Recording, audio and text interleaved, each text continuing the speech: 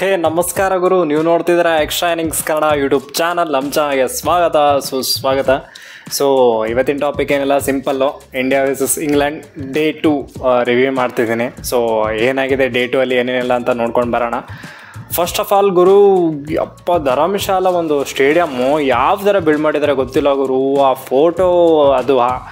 Photo ಒಂದು click ಮಾಡ್ತಾರಲ್ವ, ಅದು ನೋಡಿದ್ರೇ goose bumps ಬರುತ್ತೆ. ಆ ಥರ ಸ್ಟೇಡಿಯಮ್ಮು. ಯಾವತ್ತಾದ್ರೂ ಒಂದ್ಸರಿ ಆ ಸ್ಟೇಡಿಯಮ್ಗೆ ಹೋಗಲೇಬೇಕು ಅನ್ನೋ ಥರ ಫೀಲ್ ಆಗುತ್ತೆ.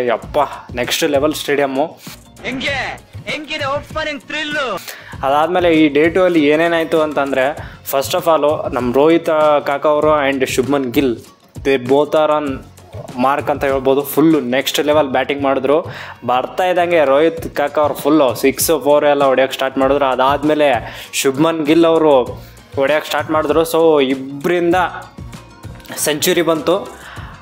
ಅದಾದಮೇಲೆ ನಮ್ಮ ದೇವದತ್ ಪಡಿಕಲ್ಲು ಅವರು ಕ್ರೇಜಿಯಾಗಿ ಬ್ಯಾಟಿಂಗ್ ಆಡಿದ್ರು. ಸೊ ಅದಾದಮೇಲೆ ಸರ್ಫರಾಜ್ ಅಂತೂ ಅವರು ಗೊತ್ತಲ್ಲ, ಫುಲ್ ಹೊಡಿಬಡಿ ಬ್ಯಾಸ್ ಬಾಲ್ಗೆ ಒಂದು ಟಕ್ಕರ್ ಕೊಡೋ ಆಟ ಆಡಿದ್ರು. ಸೊ ಫಸ್ಟ್ 5 ಮೆಂಬರ್ಸ್ ನೋಡಿದ್ರೆ ಫುಲ್ಲು 50, 3 ಜನ 50, 2 ಜನ 100. ಸೊ ಆಲ್ಮೋಸ್ಟ್ ಅಂದರೆ ಲೈಕ್ 5 ಜನನೂ ಟಾಪ್ ಕ್ಲಾಸ್ ಬ್ಯಾಟಿಂಗ್ ಮಾಡಿದ್ದಾರೆ. ಪಂಚ ಪಾಂಡವರ ಥರ ಬ್ಯಾಟಿಂಗ್ ಮಾಡಿದ್ದಾರೆ.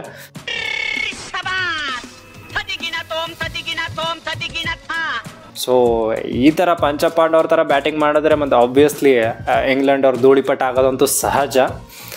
ಒನ್ ಮೋರ್ ಥಿಂಗ್ ಹೇಳೋದಂತಂದರೆ, ಲೈಕ್ ದೇವದತ್ ಪಡಿಕಲ್ ಆಡಬೇಕಾದ್ರೆ ಕ್ರೇಜಿಯಾಗಿ ಆಡ್ತಿದ್ರು. ನಮ್ಮ ಒಂದು ಕರ್ನಾಟಕದ ಹೆಮ್ಮೆ ಅಲ್ವಾ. ಸೊ ಸ್ವಲ್ಪ ಜಾಸ್ತಿನೇ ಹೇಳಬೇಕು ಅನ್ಸುತ್ತೆ. ಯಾಕಂದರೆ ಫುಟ್ ಮೂಮೆಂಟು ಅದು ಇದು ನಾನೇನೋ ಸ್ವಲ್ಪ ಲೈಕ್ ಆ್ಯಂಡರ್ಸನ್ ಅವ್ರಿಗೆಲ್ಲ ಔಟ್ ಆಗೋ ಚಾನ್ಸಸ್ ಅದು ಇದು ಇರುತ್ತೆ ಅಂತಂದರೆ, ಸಕ್ಕತ್ತಾಗಿ 2-3 ಕವರ್ ಡ್ರೈವ್ ಹೊಡೆದ್ರು. Next level debut ಮ್ಯಾಚಲ್ಲೇ.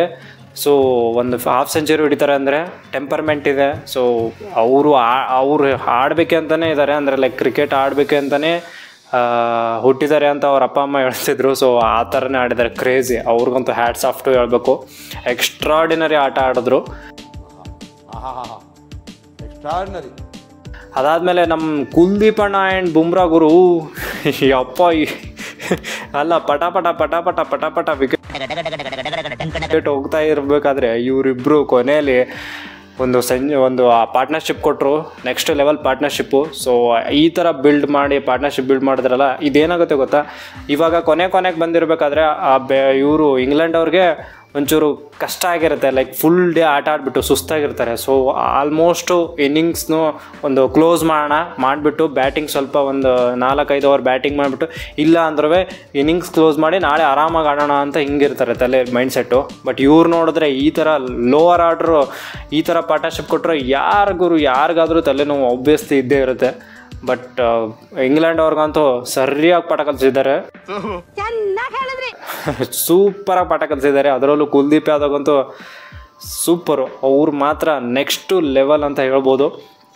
And England ಒಂದು ಅವ್ರದ್ದು ಪ್ರಾಸ್ಪೆಕ್ಟಿವಲ್ಲಿ ನೋಡೋದಾದರೆ, ಬಶೀರ್ ಆ್ಯಂಡ್ ಟಾಮ್ ಹಾರ್ಟ್ಲಿ ಒಳ್ಳೆ ಬಾಲಿಂಗ್ ಮಾಡಿದ್ರು.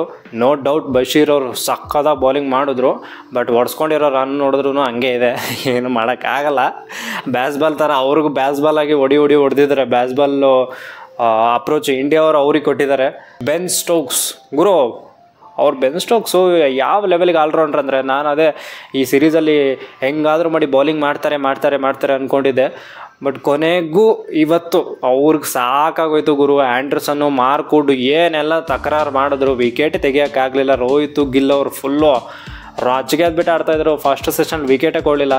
ಸೊ ಇವ್ರು ನಮ್ಮ ಬೆನ್ ಸ್ಟೋಕ್ಸ್ಗೆ ಫುಲ್ಲು ತಕದಿಮಿತ ಆಗ್ತಾಯಿತ್ತು ಮೈಂಡಲ್ಲಿ. ಸೊ ಏನು ಮಾಡೋಣ ಏನಂತ ಗೊತ್ತಾಗ್ತಿರ್ಲಿಲ್ಲ. ಅದಕ್ಕೆ ಅವರೇ ಒಂದು ಯುದ್ಧ ಭೂಮಿಲಿ ಬಂದು ಫಸ್ಟ್ ಬಾಲೇ ಗುರು, ಅದು ಬಾಲು ಸ್ವಲ್ಪ ಔಟ್ ಸ್ವಿಂಗ್ ಥರ ಮಾಡಿ ಬಾಲ್ ಹೆಂಗೆ ಮಾಡಿದ್ರು ಗೊತ್ತಿಲ್ಲ ಗುರು. ಅದು ಒಂಚೂರು ಬೋಲ್ಡೇ ಆಗಿಬಿಡ್ತು. ರೋಹಿತ್ ಶರ್ಮಾ ಅವರು ಯಾವ ಥರ ಮಾಡಿದ್ರು ಗೊತ್ತಿಲ್ಲ, ಬಟ್ ಬೋಲ್ಡ್ ಆಯಿತು. ಸೊ ಫಸ್ಟ್ ಬಾಲಲ್ಲೇ ಬೋಲ್ಡ್ ಮಾಡಿದ್ರು. ಅಲ್ಲಿಂದ ಸ್ವಲ್ಪ ಟುಕು ಸ್ಟಾರ್ಟ್ ಆಯಿತು ಇವ್ರದ್ದು. ಅದಾದಮೇಲೆ ಆ್ಯಂಡರ್ಸನ್ ಗಿಲ್ ಅವ್ರಿಗೆ, ಅದು ಆಬ್ವಿಯಸ್ಲಿ ಗಿಲ್ ಅವ್ರದ್ದು ಹೆಂಗಂದರೆ ಸ್ವಲ್ಪ ಫುಟ್ ಮೂಮೆಂಟ್ ಅದು ಹೆಂಗಿರುತ್ತೆ ಅಂದರೆ, ಸ್ವಲ್ಪ ಮುಂದ್ಗಡೆ ಈ ಥರ ಆಡಬೇಕಾದ್ರೆ ಮೂಮೆಂಟೇ ಮಾಡಲ್ಲ, ನೆಲ ಕಚ್ಚಿ ನಿಲ್ತಾರೆ. ಅಲ್ಲಿ ನಂದು ಏನಂತಾರೆ, ಇದು ಪಿಚ್ ಇರುತ್ತಲ್ಲ, ಆ ಪಿಚ್ಚಲ್ಲೇ ನೆಲ ಕಚ್ಚಿ ನಿಲ್ತಾರೆ. ಸೊ ಅದು ಒಂದು ಪ್ರಾಬ್ಲಮ್ ಅವ್ರದ್ದು. ಬಟ್ ಆದರೂ ಒಳ್ಳೆ ನಾಕ್ ಇಬ್ಬರ ಕಡೆಯಿಂದ. ಸೊ ಆಲ್ಮೋಸ್ಟ್ ಅಂದರೆ ಲೈಕ್ ಇಂಡಿಯಾ ಇನ್ನಿಂಗ್ಸಿಂದ ಗೆಲ್ಬೋದು ಅಂತ ನನಗನ್ಸುತ್ತೆ. ಒಂದು 250 ಇಲ್ಲ 270 ಅಂದ್ಕೊಳ್ಳಿ, ಹತ್ತತ್ರ 270 ಬಂದರೂ ಕ್ವಾಲಿಟಿ ಸ್ಪಿನ್ನರ್ಸ್ ಇದ್ದಾರೆ. ಸೊ ಅವರು ಆಬ್ವಿಯಸ್ಲಿ ಆಲ್ಔಟ್ ಮಾಡ್ತಾರೆ. ಅಶ್ವಿನು, ಜಡೇಜಾ ಆ್ಯಂಡ್ ಕುಲ್ದೀಪ್ ಯಾದವ್ ಒಂದು ನೋಡೋಣ ಹೆಂಗೆ ಆಗ್ತಾರೆ ಅಂತ. ಡೇ 3 ಇವರು ಬ್ಯಾಸ್ ಬಾಲ್ ಅವರು ಏನಾದರೂ ಕಮ್ಬ್ಯಾಕ್ ಮಾಡ್ತಾರಾ, ಫಾಲೋ ನೆಕ್ಸ್ಟ್ ಲೆವೆಲ್ ಬ್ಯಾಸ್ ಬಾಲ್ ಅಂತ ಹೇಳಿ ಕೊನೆ ಲಾಸ್ಟಲ್ಲಿ ಏನಾದರೂ ಊಟಕ್ಕೆ ಉಪ್ಪಿನಕಾಯಿ ಥರ ಏನಾದರೂ ಉಪ್ಪಿನಕಾಯಿ ಒಂದು ಟೇಸ್ಟ್ ಕೊಡ್ತಾರ ನಮಗೆ ಅಂತ ಕಾದು ನೋಡೋಣ. ಬಟ್ ಗೊತ್ತಿಲ್ಲ, ನಮ್ಮವ್ರಂತೂ ಫುಲ್ಲು ಬೆಳ್ಳುಳ್ಳಿ ಕಬಾಬ್ ಮಾಡಿಬಿಟ್ಟವ್ರೆ ಇವ್ರಿಗೆ, ಇಂಗ್ಲೆಂಡ್ ಅವ್ರಿಗೆ ಮಾತಾಡೋಂಗೇ ಇಲ್ಲ. ಸೊ ನೋಡೋಣ ನಾಳೆ ಏನಾಗುತ್ತೆ ಅಂತ. ಸೊ ಇದಾಗಿತ್ತು ಇವತ್ತಿನ ವಿಡಿಯೋ. ಪ್ಲೀಸ್ ಲೈಕ್ ಮಾಡಿರಿ, ಶೇರ್ ಮಾಡಿರಿ, ಕಮೆಂಟ್ ಮಾಡಿರಿ. ಇದು ನಮ್ಮ ಬೇಡಿಕೆ. ನಾನು ನಿಮ್ಮನ್ನು ಕೇಳ್ಕೊತಾ ಇದ್ದೀನಿ, ಡಿಮ್ಯಾಂಡ್ ಅಲ್ಲ, ಬೇಡಿಕೆ, request. So until next time, bye. ಜೈ ಹಿಂದ್, ಜೈ ಕರ್ನಾಟಕ. ಮತ್ತೆ ಭೇಟಿಯಾಗೋಣ. ನಮಸ್ಕಾರ.